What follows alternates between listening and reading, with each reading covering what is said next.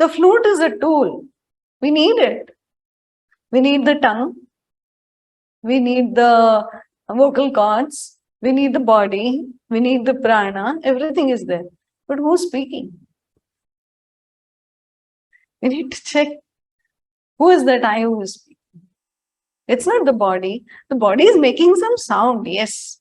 But how? How is it sound? Unless there is a life force energy, there is no sound going to come. No, mind cannot speak.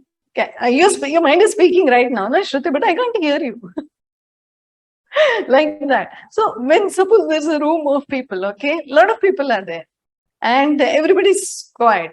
They're not supposed to speak. Like right now, everybody is mute. You're not supposed. So suppose you're kept silent, but your mind is going on, thinking, but there's no sound. So sound will come only when there's a clash, some air, exactly. But still, a dead person can keep his mouth open, but no sound is still going to come. Life has to be flowing through you for the sound to come. And that very life is what we say, Krishna, the divine, and all these things.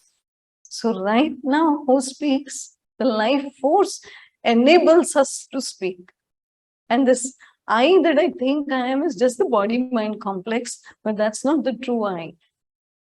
That's not the true I. That's the identity of this body right now. But from where from is the speech coming? The speech, for the speech to come, for the sound to come, there has to be a divine power and the force of the nature in the right balance. Only then the sound will come.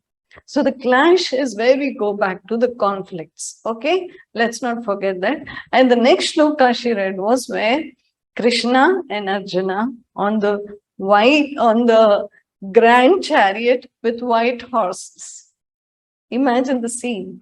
In all that sound, a beautiful, definitely the chariot would be magnificent. Why? Because Krishna is sitting there. He is the Sarathi. He is the charioteer.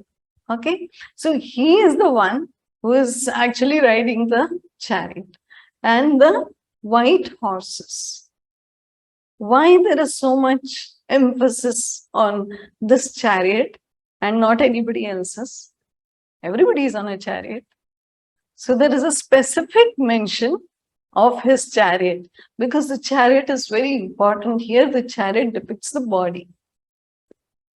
All of us, the chariot, as we say, imagine the body is a tool like a car and stuff like that. And we fuel it up, only then we have energy. Like that only, this chariot, what they are showing is the body. Okay? The chariot is the body. Technically, they tell like that. And the horses are the senses. Now, the reins of the horses are in whose hands? Krishna's hands. That's the intellect. Okay? And Arjuna is sitting behind. So this Arjuna is us, suppose, technically. Okay? The body-mind complex, the entire tendencies, everything.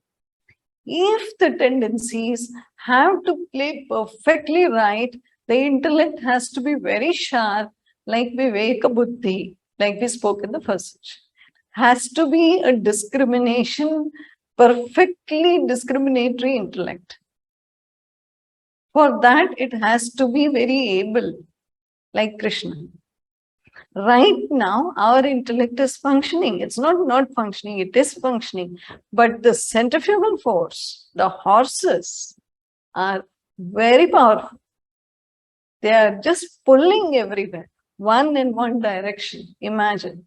The five senses are being pulled everywhere. Outside, the intellect finds it difficult to say, don't go here, don't do this. It's not listening. The power of the senses are immense because of the power of the mind also.